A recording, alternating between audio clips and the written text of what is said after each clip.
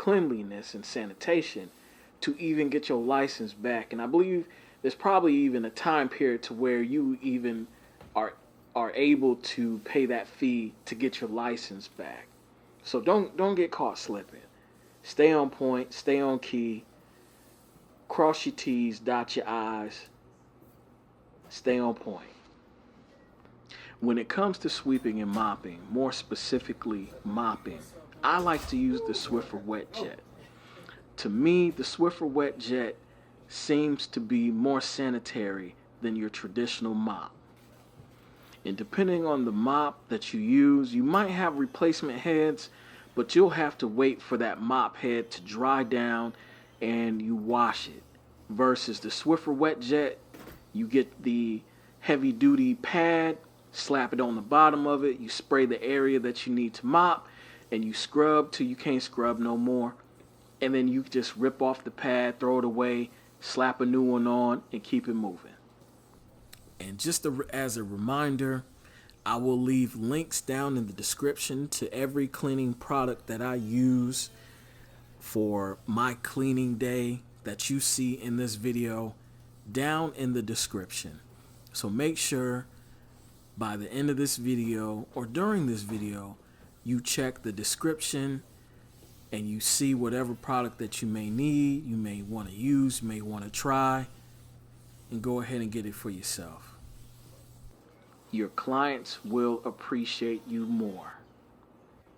And as you can see here, I even go as far as making sure the waiting area is dusted, it's swept, it's mopped, making sure that any leftover bottles, because clients will have a tendency that come in with drinks, leave them on the floor, or there will be spillage from their drinks or food and what have you. Making sure that the new set of clients that come in have a clean area to sit in and it smells good. It smells presentable. That's what you want. You want a wow effect, not just with the cut, not just with the presentation of your clippers and trimmers and your station, but also the waiting area is a biggie, especially if you have a TV within the vicinity and they have that entertainment time until it's time for them to sit in your chair or in another barber's chair and receive their service. Take care of not just your people. Take care of your fellow barbers and barberettes people. It goes a long way. It makes them think of how important they are to you or how important you are to them. It goes a long way. You don't want that bad rap to spread around on the internet, on the apps that you use to book your clients. You don't want to leave a bad rep for other barbers that you work with, and even stylists, if there's stylists in the shop that you work in, to where people don't like how the place looks, they don't like how it smells, it's never clean. These are brownie points that you'll never get tips for. But these are the brownie points that will keep your clients in a position of trusting you.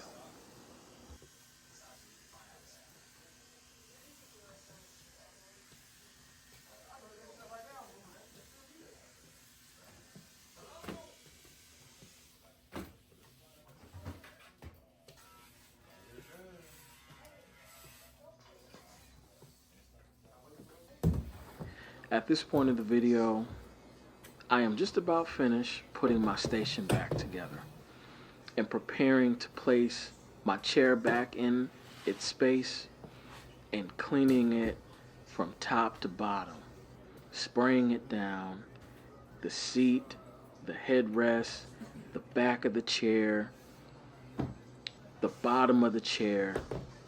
You'd be surprised if you're not paying attention to when Clients, whether they're yours or not, whether they're walk-ins and you'll never see them again, that they look at your chair up and down.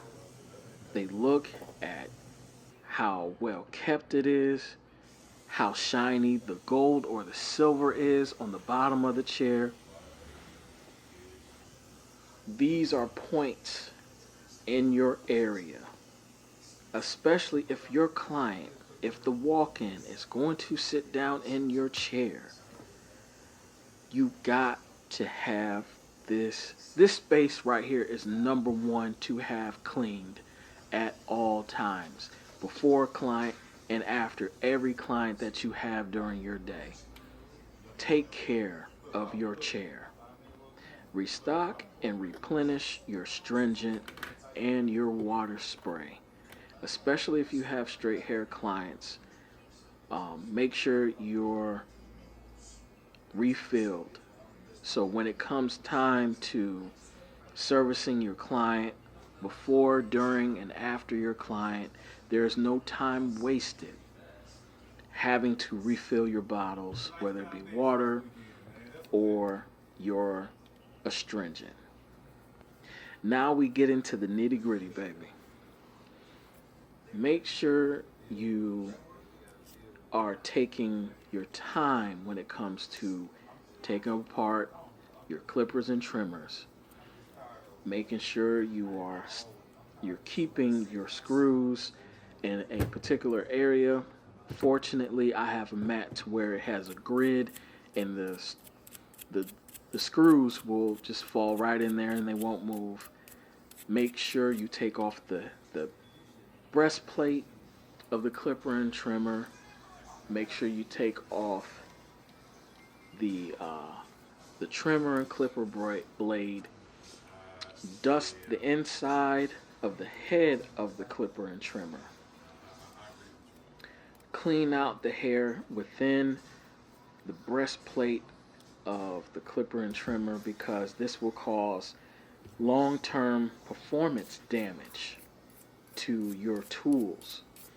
If you notice, and you'll hear in a few moments, after you dust them out, you clean out the hair, you make sure you replace the sponge in the head of your clipper and trimmer, because it will trap the grease, the oil, hair product, the dead skin, and it will trap odor, and odor leads to fungus and germs and bacteria.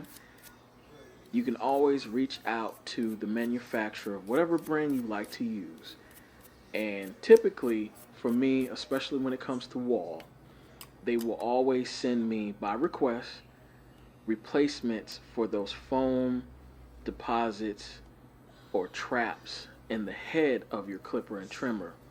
Replace those, because you don't want to put the clipper or trimmer to a client's head or face and it's smelling terrible. Make sure you are on point with that. And because this is the importance of doing so, you could pass on germs, bacteria, even possibly diseases from other clients, or you can give and create a germ or bacteria within the skin of your client. And especially when it comes to if you're using battleless trimmers, unless you plan on repositioning the moving blade on that trimmer, don't take it completely apart. You're going to frustrate yourself trying to put it back together.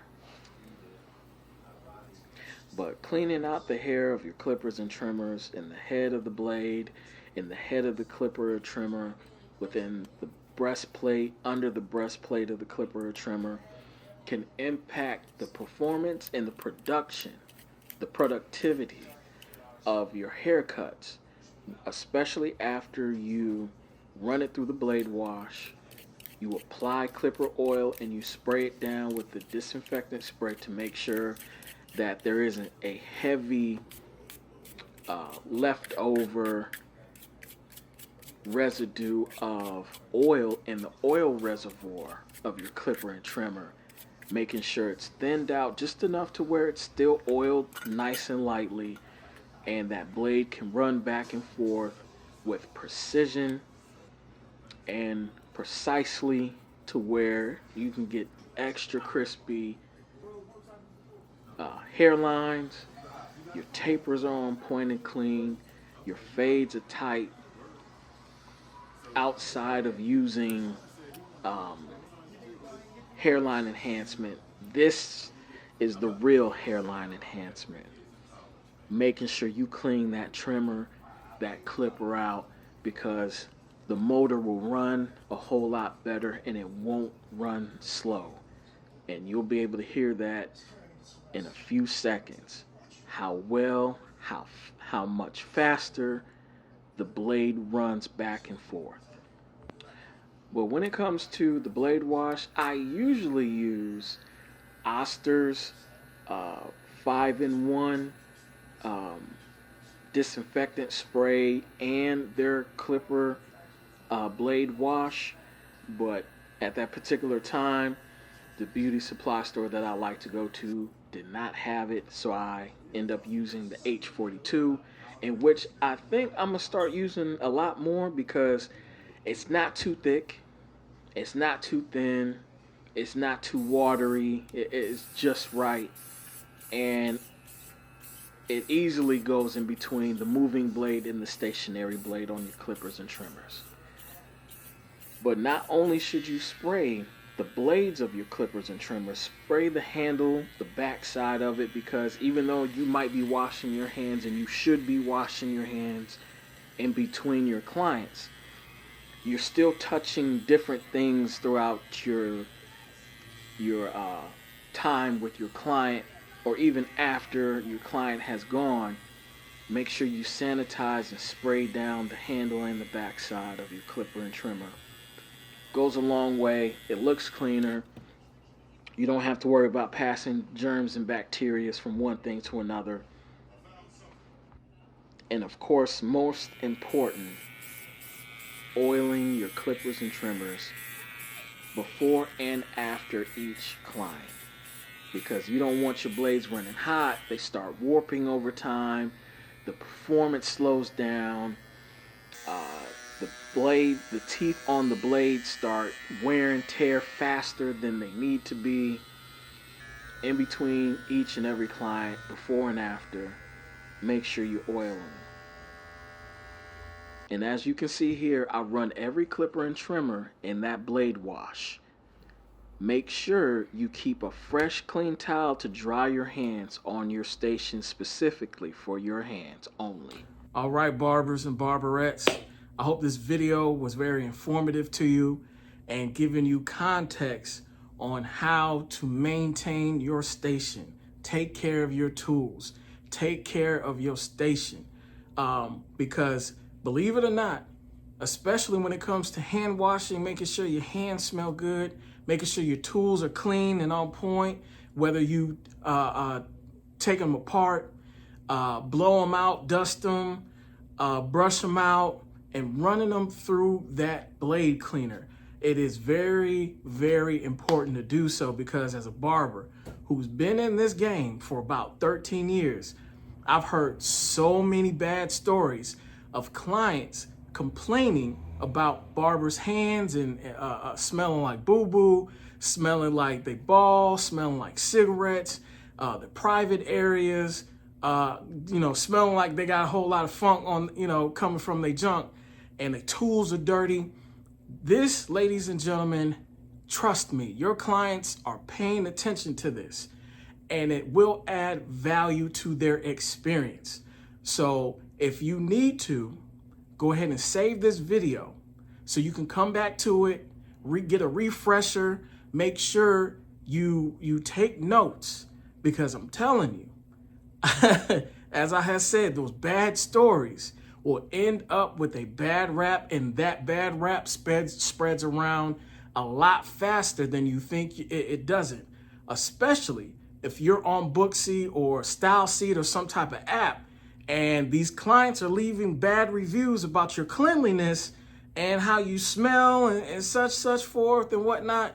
Trust me, you will lose clients faster than you get them. But I appreciate everybody's time. I thank you for spending time with your boy, David D. Sharp. Make sure you go ahead, hit the subscribe button, hit the notification bell, share this with other barbers and barberettes so they can get informed on how to upgrade their game, their station, their client's experience outside of the haircut itself. Because I'm telling you, before they even hit the chair, they're looking at your chair up and down. They're looking at your tools. They're looking at your stations. So pay attention to the smaller details, even if you think other people are not. But I appreciate you. And as iron sharpens iron, so one should do to another. But until next time, peace. Stay sharp. Stay sharp. Throw out with the plan. Throwing balls in his hand. Review so grand you'll understand. Stay sharp. Join the band. Stay sharp with the sharp. Oh yeah. Barber tools day by day. Shotguns, nothing in the way. Stay sharp. Come what may.